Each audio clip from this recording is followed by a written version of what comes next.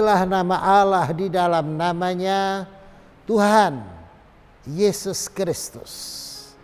Saudara-saudara sekalian, saya akan menyampaikan renungan firman Allah dengan judul Iman yang Memindahkan Gunung. Saya akan ajak membaca saudara-saudara di dalam surat Yakobus pasalnya yang ke-5, ayatnya yang ke-15.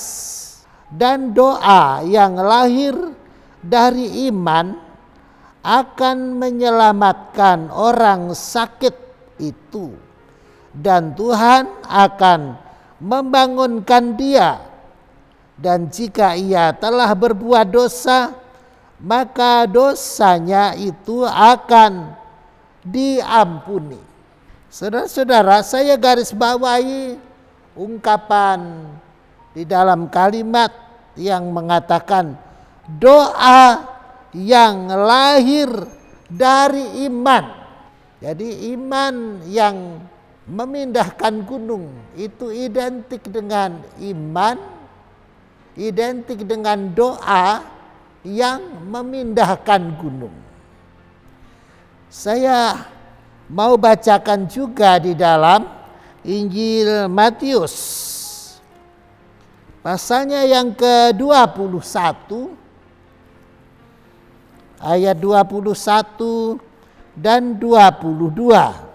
Yesus menjawab mereka, "Aku berkata kepadamu, sesungguhnya jika kamu percaya dan tidak bimbang, kamu bukan saja akan dapat berbuat apa yang ku berbuat dengan pohon ara itu, tetapi juga jikalau kamu berkata kepada gunung ini, beranjaklah dan tercampaklah ke dalam laut, hal itu akan terjadi."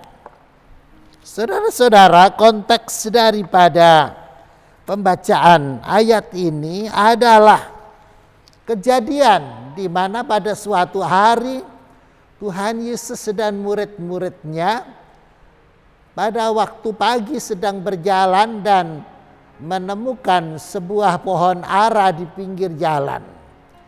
Tuhan Yesus berharap akan ada banyak buah di sana untuk dipetik dan dinikmati untuk sarapan pagi. Tetapi yang terjadi adalah pohon ara tersebut tidak ada buahnya sama sekali. Maka Tuhan Yesus mengatakan bahwa mulai sekarang kamu tidak usah berbuah lagi. Dan apa yang terjadi? Pohon ara itu daunnya menguning, daunnya mengering dan rontok. Dan kemudian pohon ara itu seperti pohon yang mati saja. Murid-muridnya sangat heran, mengapa Tuhan bisa melakukan hal seperti itu. Dan Tuhan pun menjelaskan bahwa mereka juga bisa melakukannya kalau sungguh-sungguh berdoa dengan penuh iman. Jadi dikatakan tadi bahwa kamu percaya dan tidak bimbang, maka kamu akan bisa melakukan seperti apa yang kulakukan. Bahkan gunung itu pun bisa tercampak ke laut oleh karena doa dan imanmu.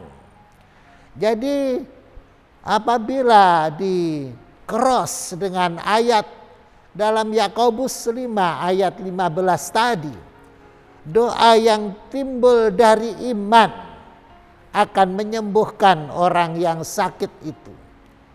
Saudara-saudara, jadi identik ungkapan iman yang menyelamatkan dan doa yang menyelamatkan.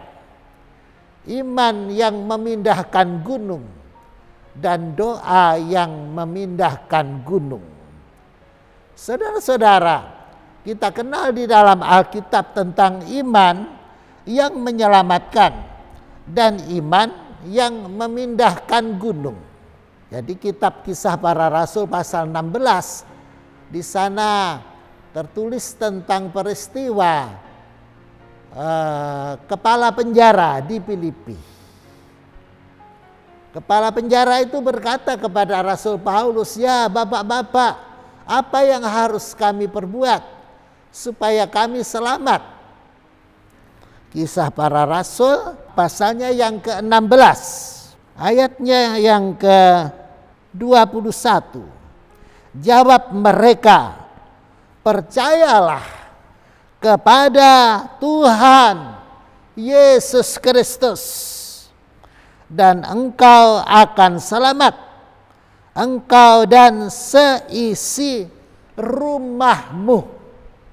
Jadi kepala penjara di kota Filipi ini diberitahu oleh Rasul Paulus, apabila percaya pada Tuhan Yesus Kristus maka dia akan selamat. Nah, inilah iman yang menyelamatkan.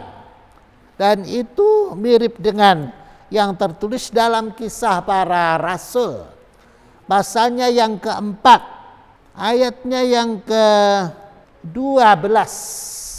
Dan keselamatan tidak ada di dalam siapapun juga selain di dalam Dia. Sebab di bawah kolong langit ini tidak ada nama lain yang dikaruniakan kepada manusia yang olehnya kita dapat diselamatkan. Nah, inilah iman yang menyelamatkan. Jadi saudara-saudara, kita cross beberapa ayat tadi. Iman yang menyelamatkan, doa yang menyelamatkan, iman yang memindahkan gunung, doa yang memindahkan gunung, iman yang menyembuhkan, doa yang menyembuhkan.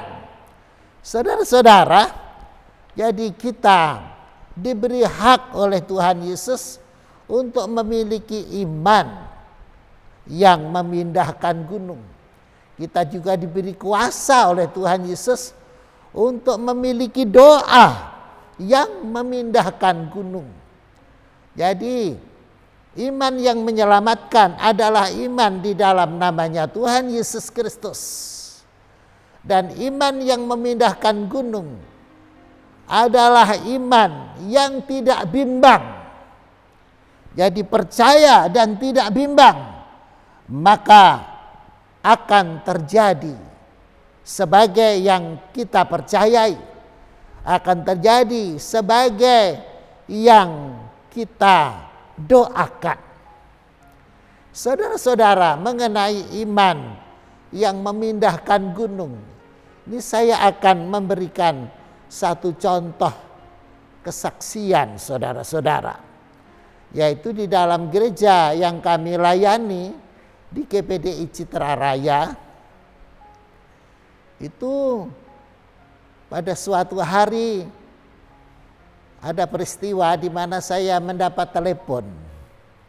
Seorang wanita menelepon saya, "Om, doakan saya karena sudah 8 tahun saya menikah tetapi tidak punya anak hingga sekarang." Maka saya katakan, "Bukankah engkau sudah pindah gereja? Apakah tidak lebih baik minta berdoa kepada Bapak Gembalamu yang baru?" Tetapi dia mengatakan, "Om, gereja saya itu besar sekali. Gereja saya itu sekarang, gereja yang sekarang di tempat mana saya beribadah itu besar sekali. Mana bisa Bapak Gembala itu kenal dengan saya?" Memang dia adalah seorang pemudi di gereja kami, tetapi ketika menikah dia pindah ke gereja lain di tempat suaminya itu. Saya hargai saja apa yang dilakukannya dan kami tetap menjalin hubungan yang baik. Saudara-saudara, sesuai dengan permintaannya, maka saya pun datang ke rumahnya dan saya berdoa. Kemudian saya undang kerabat keluarganya untuk ikut berdoa.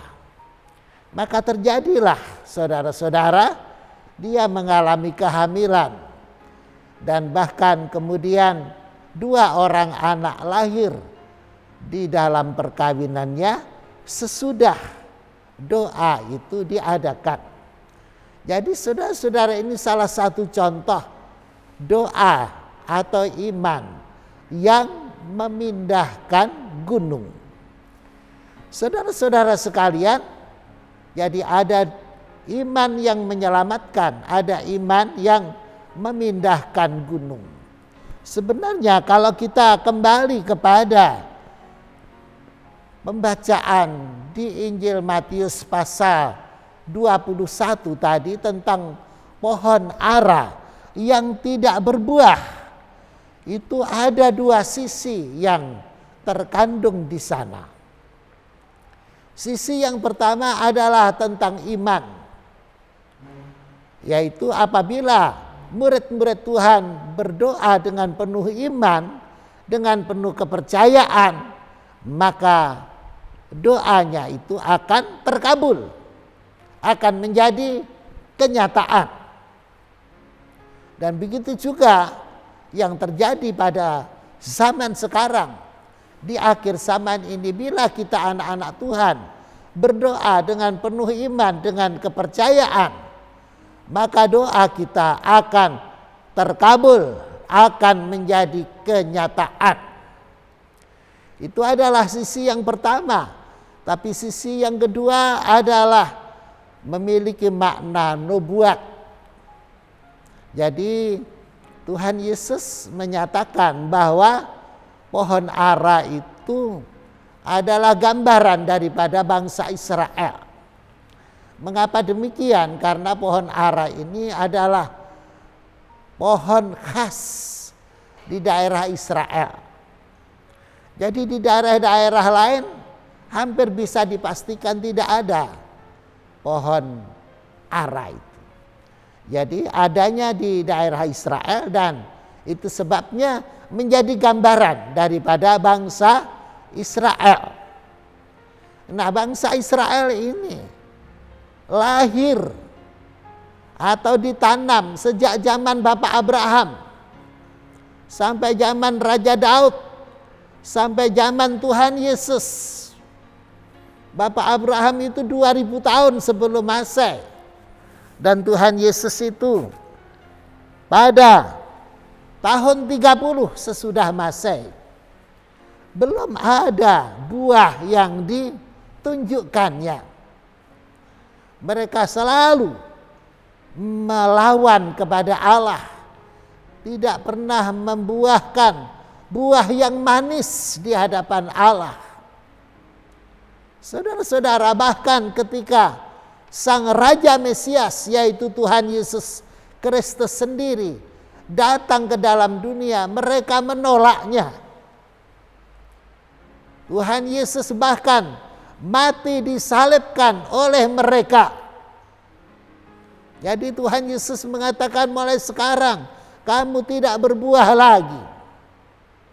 Tetapi di dalam Injil Matius pasal 24, di sana Tuhan Yesus menubuatkan bahwa perhatikanlah, apabila pohon ara itu mulai melembut ranting-rantingnya, maka kedatanganku yang kembali ke dalam dunia ini sudah dekat. Jadi saudara-saudara, pohon ara bangsa Israel itu betul-betul tercampak setelah mereka menyalibkan Tuhan Yesus. Mereka menjadi pohon ara yang hampir mati. Bangsa Israel setelah menyalibkan Tuhan Yesus mengalami di mana bait suci dihancurkan oleh bangsa Romawi, dan mereka terbuang kemana-mana ke seluruh dunia. Saudara-saudara, tetapi kemudian rantingnya melembut.